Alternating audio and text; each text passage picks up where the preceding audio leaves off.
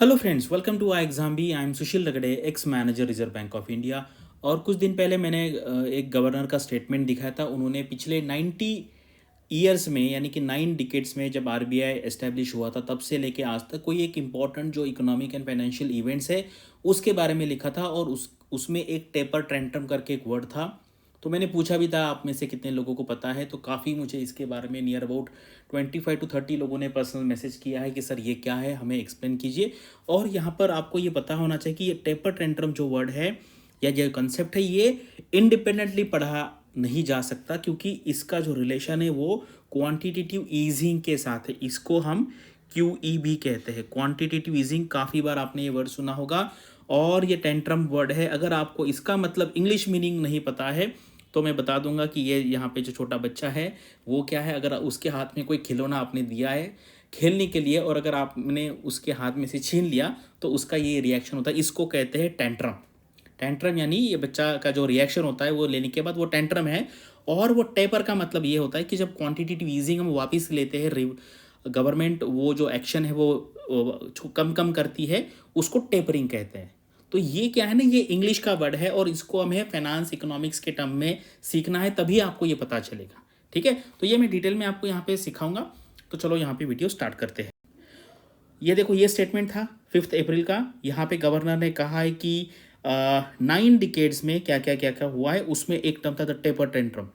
ठीक है, taper tantrum. तो इसके बारे में हम आज के वीडियो में बात करेंगे।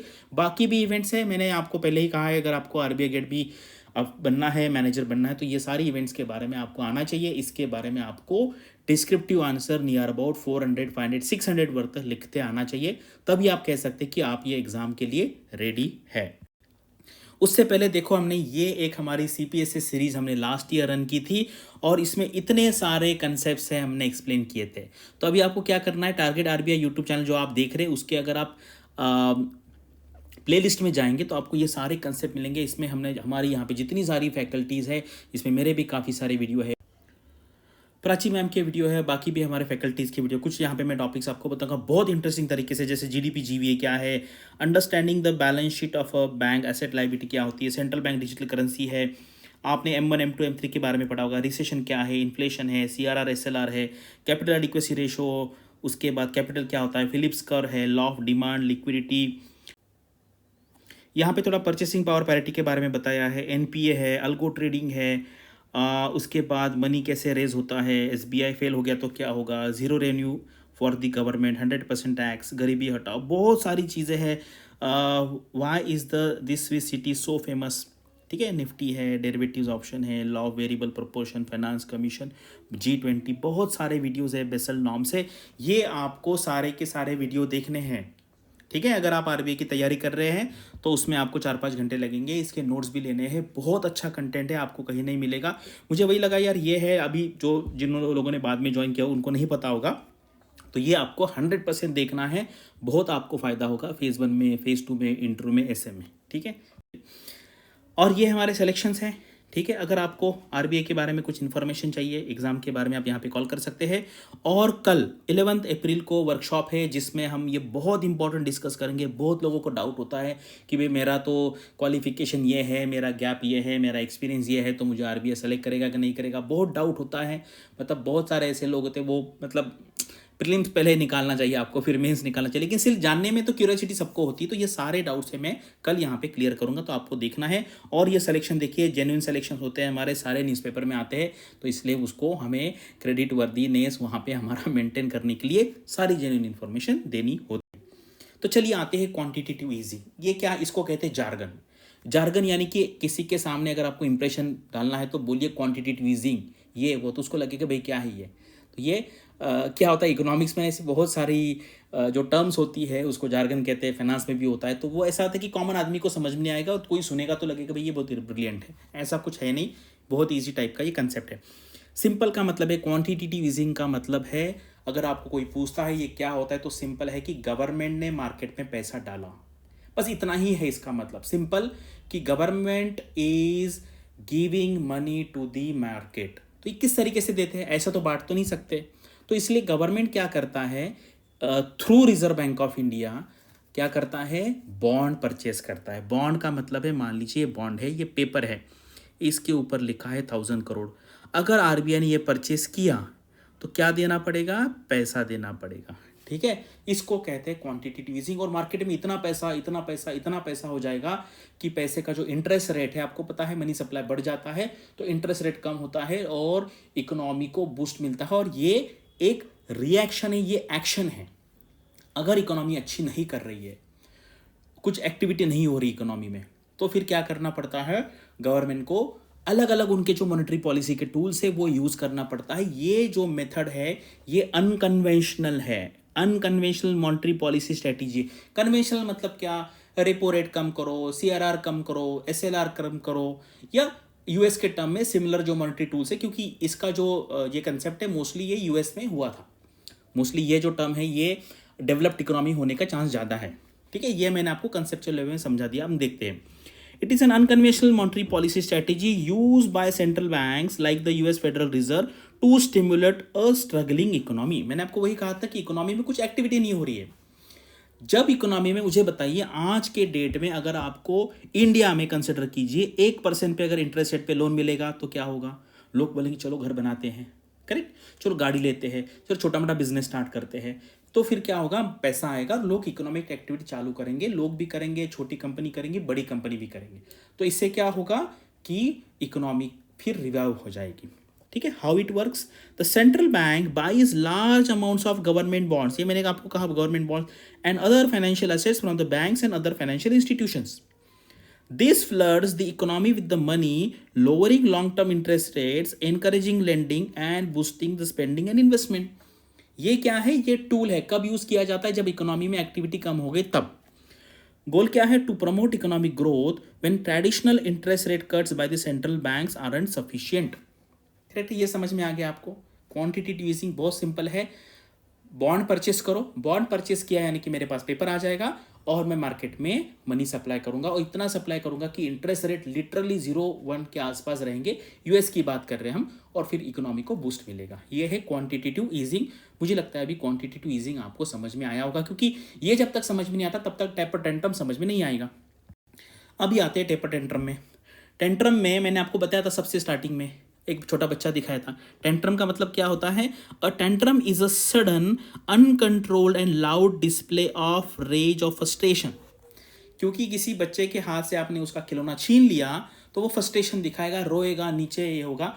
उसका मतलब ये है कि क्वांटिटेटिव ईजिंग मतलब लोगों को पहले, मान लीजिए अगर आज इंडिया में अगर हमें 2-3% पे इंटरेस्ट रेट पे अगर पैसा मिल रहा है बैंक से, और सडनली कोई आ जाएगा और बोलेगा नहीं आपको 2% पे नहीं मिलेगा, अभी आपको 10% पे मिलेगा, तो आपका रिएक्शन क्या होगा, तो वो होगा टेपर टेंट्रम। टेपर का मतलब होता है कि जो क्वांटिटेटिव ईजिंग किया है, जो गवर्नमेंट ने बॉन्ड परचेस का डिसीजन लिया था, वो एक्शन था, अभी उसको रिवर्सल करना है। टेपर का मतलब क्या होता है, लोअरिंग डाउन। टेपर आपको पता है, टेपरिंग, जैसे ये लकड़ी है तो इसको काट दिया तो ये ऐसा बन जाएगा। ठीक है, ये टेपर है, ये टेपर यानी कि कम कम करना। तो इसलिए इंग्लिश का मतलब भी हमें समझ में आना चाहिए। अभी देखते हैं क्या है। अब मार्केट ओवर रिएक्शन, जैसे हमने कहा ये टू द अनाउंसमेंट और स्टार्ट ऑफ द रिडक्शन यानी कि टेपरिंग, ये रिडक्शन मैंने कहा ना आपको, reduction tapering of a central bank quantitative easing program, यानी कि जो मैंने क्वांटिटेटिव ईजिंग स्टार्ट किया था, मार्केट में लोअर इंटरेस्ट में पैसा मिल रहा था, अभी उसको रिवर्स करना, उसको कहते हैं टेपर टेंट्रम, उसको कहते हैं टेपरिंग। टेपरिंग है, या विड्रॉल कह सकते हैं, विड्रॉल ऑफ क्वांटिटेटिव ईजिंग। और फिर टेपर होने से फिर क्या है, टेंट्रम हो जाता है, यानी कि मार्केट में लोग फिर फ्रस्ट्रेशन आता है। ठीक है, what happens, investors get used to easy money flowing from quantitative easing. पहले क्या हुआ था, पहले मुझे सस्ते में पैसा मिल रहा था। The hint of tapering signals the end of the supportive measures leading to fears of higher interest rate and reduce asset prices. This sparks a sell-off in the bonds, causing yields to rise and can trigger turmoil in the stock market as well. यानी कि लोगों को पहले आदत हो गई थी सस्ते में पैसे मिलने की, बिजनेस का एक्सपेंशन हो रहा था, इकोनॉमी बढ़ रही थी, लेकिन ये टेपरिंग से यानी कि विड्रॉल ऑफ क्वांटिटेटिव ईजिंग से फिर ये फ्रस्ट्रेशन आता है, उसको कहते हैं टेपर टेंट्रम। मुझे गारंटी है कि आपने बहुत सारे वीडियो देखे होंगे, मैंने भी रेफरेंस के लिए वीडियो देखे, लेकिन किसी ने ये समझाया नहीं। सबसे पहले यहाँ पे टेंट्रम समझ में आना चाहिए कि भाई ये बच्चा क्यों रो रहा है, उसका खिलौना छीन लिया, तो यही है ये क्वांटिटेटिव ईजिंग। मान लीजिए खिलौना है, लोगों के हाथ में दिया है, लोगों की लाइफ ईजी बन गई, अभी छीन लिया तो वो तो फ्रस्ट्रेशन दिखाएगा। करेक्ट। अभी देखो ये 2013 का टेपर टेंट्रम है, यूएस की सिचुएशन थी, उसी तभी से ये जो वर्ड है ये फेमस हो गया। The most famous taper tantrum occurred in 2012 when the then chairman of the Federal Reserve Ben Bernanke hinted reducing the Federal Reserve bond buying program. ठीक है, this spark the market panic described above. तो ये होता है कि जो easy money available था अभी वो डिफिकल्ट हो जाएगा। ठीक है, जैसे क्या है, QE is like an economic adrenaline shot meant for the emergencies. आपको पता है एक हार्मोन होता है और एक स्ट्रेसफुल सिचुएशन और जब डेंजरस सिचुएशन होती है तो ये सीक्रेट होता है। Tapering is the process of gradually weaning the economy of this stimulus, यानी कि स्टिमुलस को रिटर्न करना, यानी कि उसको टेपरिंग कहते हैं। A taper tantrum expose how reliant markets can become on central bank support. ठीक है, इसका मतलब है मार्केट जो अब तक चल रहा था अच्छे तरीके से वो सेंट्रल बैंक के सपोर्ट से चल रहा था और सब तरफ अच्छा अच्छा लोगों को लग रहा था। लेकिन जब गवर्नमेंट ने डिसाइड किया कि नहीं अभी हम ये क्वांटिटेटिव ईजिंग का जो प्रोग्राम है, एक्शन है, ये रोक देंगे, तो फिर टेंट्रम जैसा एक्शन इकोनॉमिक में जो इकोनॉमिक पार्टिसिपेंट्स होते हैं उनसे आता है। तो मुझे लगता है अभी आपको ये एक शॉर्ट में मैंने यहाँ पे दिया हुआ है, एक्शन क्या है, उसका पर्पस क्या होता है, टेपर टेंट्रम क्या है, ये रिस्पॉन्स है टू QE टेपरिंग अनाउंसमेंट, ये रिस्पॉन्स है। ठीक है, जब बच्चे के हाथ से हम खिलौना निकालते हैं तो वो रिस्पॉन्स करता है, तो ये कोई एक्शन नहीं, ये टेपरिंग का रिस्पॉन्स है। और मैंने टेपरिंग का यहाँ पे मतलब आपको समझाया है, तो ये मैंने अच्छे तरीके से इसलिए यहाँ पे दिया है कि अगर एग्जाम में आता है तो आप इसको लिख सकते हैं। तो सबसे इम्पॉर्टेंट यहाँ पर है, मैंने इतने सारे वीडियो देखे और आपने भी देखे होंगे, वहाँ पर बहुत सारे स्टूडेंट्स को ये मतलब समझ में नहीं आया, क्योंकि क्वांटिटेटिव ईजिंग का मतलब क्या होता है, टेपर का इंग्लिश मतलब क्या है, टेंट्रम का इंग्लिश मतलब क्या है, ये जब तक आपको अच्छे से समझ में नहीं आएगा तब तक आपको ये इकोनॉमिक फाइनेंस की कंसेप्ट है ये समझ में नहीं आएगी। तो आप मुझे अभी बताइए, जितने सारे लोगों ने ये वीडियो एंड तक देखा है उनको अभी कोई पूछता है कि भाई क्वांटिटेटिव ईजिंग क्या होता है, ये क्यों किया जाता है, फिर टेपर टेंट्रम क्या होता है, ये किसके वजह से होता है, और ये सारी जो अरेंजमेंट है ये किस लिए की गई है, इसका आपको जवाब एग्जाम में अगर MCQ फॉर्म में आएगा तो भी आप दे पाएंगे, डिस्क्रिप्टिव में भी आप लिख पाएंगे, और अगर इंटरव्यू में भी कुछ क्वेश्चन पूछा जाए आपको तो भी आपका इसका आंसर आपको देने आ सकता है। ठीक है, आपको इस टाइप की कौन कौन सी कंसेप्ट्स हैं वो आपको जाननी है, मुझे कमेंट सेक्शन में बताइए। ऐसे रेगुलरली वीडियो मेरे तरफ से आते जाएंगे। Thanks for watching this video and all the best for your studies and upcoming examinations.